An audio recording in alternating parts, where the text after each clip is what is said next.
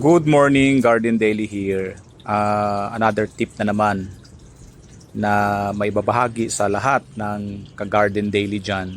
Kung mapapansin nyo itong dalawang cup na ito na pinagtaniman ko ng lettuce, ayan siya. Actually, may pagkakaiba dyan. So, itong isa is, mapansin niyo leggy siya. Yan. Mahaba siya, no?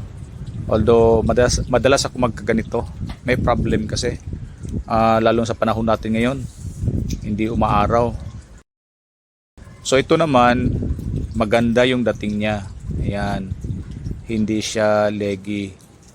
So sa panahon kasi ngayon, hindi masyadong maaraw, no? Kailangan kasi ng lettuce ng araw. Ito, nung pinunla ko ito, ayan siya, napabayaan ko, hindi ko agad na ilabas sa araw. Hindi tulad nito, ayan. Nung nakita ko nag-germinate na kagad siya, inilabas ko na kagad para kapag lumabas ng kahit papano yung araw ay maiinitan siya. Masisinagan siya ng araw. Kaya maganda yung result na inilabas ko. So meron lang akong nakuha na lang na idea na kapag nagpunla pala tayo, dapat masiguro natin may araw talaga kinabukasan, no?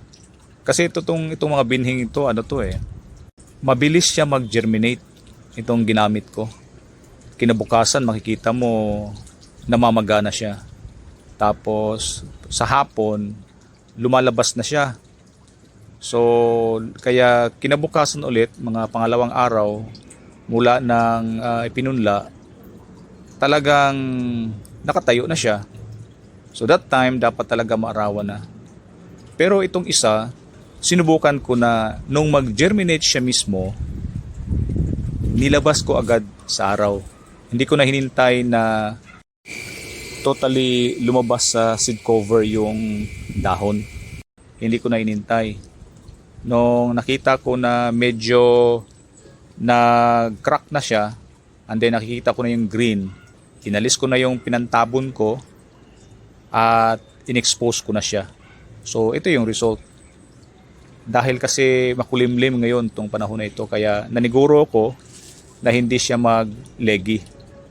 So ganun pala yung dapat sa panahon.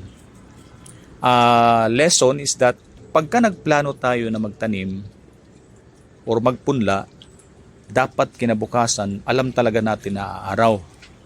Good thing sa panahon ngayon, meron tayong cellphone. Sa cellphone, meron ng mga application na yung weather forecast malalaman natin, no? So kinabukasan alam natin kung aaraw o hindi. Yan. So pagka alam natin 'yan, di makakasiguro tayo na kapag nagpunla tayo ngayon, kinabukasan may araw. So hindi magiging leggy yung ating mga pananim. Yan. O di kaya kung gusto talaga natin na kahit makulimlim or tag-ulan is gusto nating magtanim or magpunla, edi ideally acquire tayo ng grow light. Yan lang po talaga yung pinaka the best na paraan dyan. So kapag may grow light tayo, kahit anong weather ay walang problema. Next is ito. Ayan.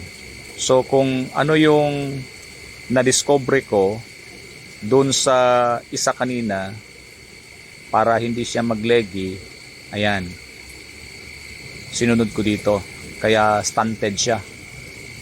Maganda yung result, although na makikitaan pa rin ng kahit papano na parang leggy siya, pero okay na. At ngayon sakto lumabas na si Haring Araw, kaya makakabawi ito.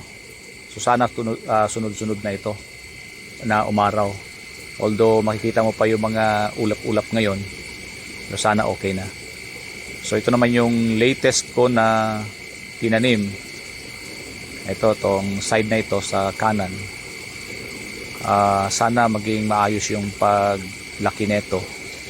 So pinunla ko ito noong December 17, 2025. Ayan.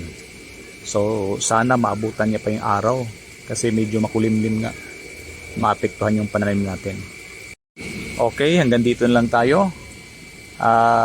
Lagi nating tandaan dito sa Garden Daily, every leaf is experience, every root is knowledge. Yan.